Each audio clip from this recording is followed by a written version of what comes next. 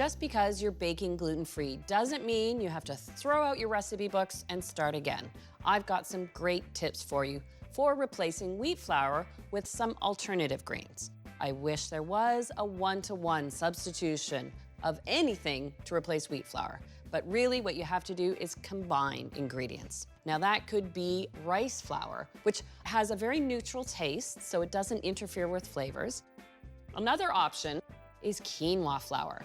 Now, quinoa flour has a great natural nutty taste for things like basic cookies. Or you have an option like coconut flour. Coconut flour has a tendency to absorb a lot of moisture, so it suits a wet batter. Take my mini flourless vanilla cupcakes. And lastly, a gluten-free flour I love using is sorghum flour. In my mind, it's the closest to wheat in terms of taste, but the one thing about it is it has a gray tone once moistened. So I like to use it in recipes where you don't see the color of it come through. Take gluten-free brownies or my gluten-free gingerbread cake. Whichever of these flours you choose to use, for every 1 cup of wheat flour called for in the recipe, you would use 2/3 of a cup and 1/3 of a cup of tapioca starch.